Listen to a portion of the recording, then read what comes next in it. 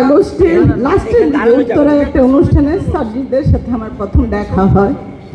ও শুনে যে আমার এই অবস্থা, ও নিজে থেকেই আমার বাসায় আসে, আয়েশা জিসানকে দেখে যায় এবং আমাকে কমিটমেন্ট করে, আন্টি আমি আপনার বড় ছেলে, জিসানের জন্য যত দূর করা লাগে আমি করব। ও পার্সোনাল নাম্বার আমাকে দিয়ে যায়। আমি ও পিজিতে যাইতে যায় না। এর মধ্যে সবচেয়ে বড় ভূমিকা রাখে আবদুল্লাহ কলেজের প্রিন্সিপাল।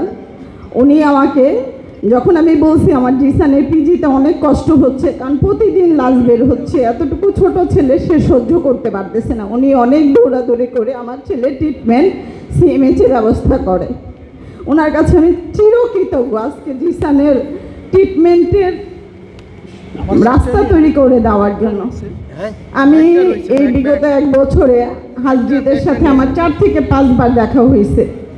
আমি বলতে পারবো সার্জিদকে আমি অনেক রিকোয়েস্ট করছি, সার্জিদ আমার জিসানের জন্য কিছু করো, কারণ একটা ক্যান্সার রোগীর ট্রিটমেন্টে কী পরিমাণের খরচ সেই জানে, আর আমার পাশে দাঁড়ানোর মতো কেউ ছিল না।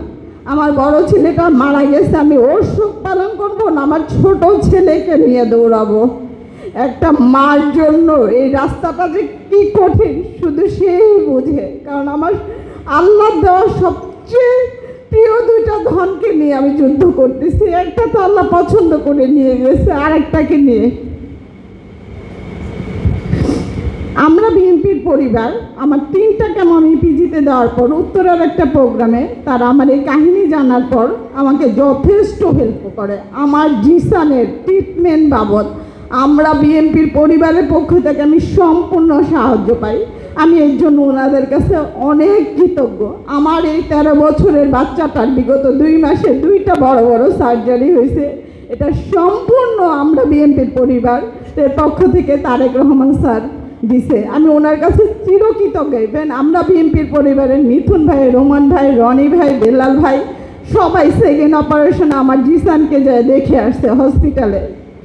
আমি শুধু বলবো, আমরা তো এই সরকারের কাছে তেমন কিছু চাই নাই। তারা যদি এই রাজনৈতিক দল যাদের ডাকে আমার ছেলেরা ডাকা শহীদ হয়েছে, যাদের রক্তের বিনিময়ে তারা দাঁড়ায় রয়েছে, তাদেরকেই এখন ভুলে যায়, ভবিষ্যতে তারা আর আমাদের কি মনে রাখবে?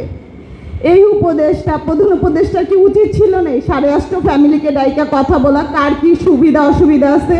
আমরা কি তাদের কাছে এতটুকু পাই না? ইভেন আমার আবদুল্লাহর জন্মদিন ছিল গত বছর নভেম্বরের 1 তারিখে।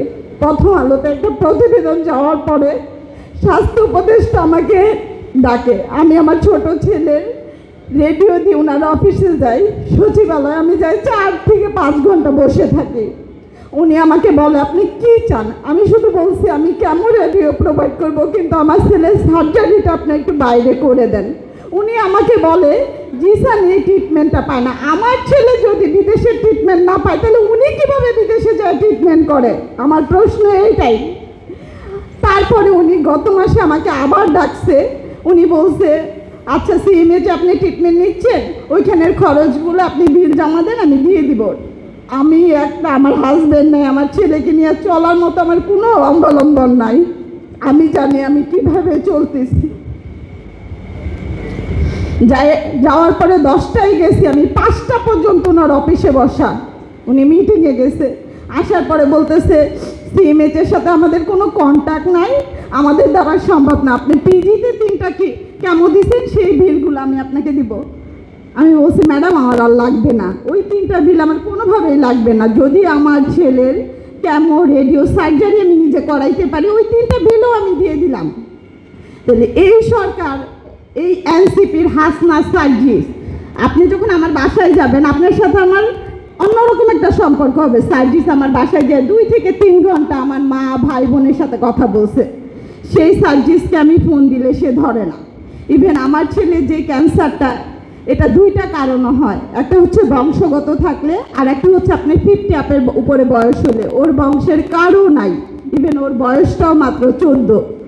আমার ছেলেকে কালকেও আমি ডাক্তারের কাছে নিচ্ছি, আমার ছেলের পুরো পাকস্থলীটা কেটে ফেলছে। এই সেকেন্ড অপারেশনের পরে 3 দিন পরে ওকে যখন বেডে দেওয়া হয়, ও শুধু আমাকে বলে আম্মু আমি আর নিতে পারতেছি না, আমাকে এবার মাফ করে দাও। একটা মা হিসেবে এই সন্তানের কাছ থেকে এটা শোনাচ্ছে মরে যাওয়া অনেক ভালো। ও এতগুলো কেন রেডিও নিছে, কোনোদিন আমাকে বলে না যে আম্মু আমি আর পারতেছি না।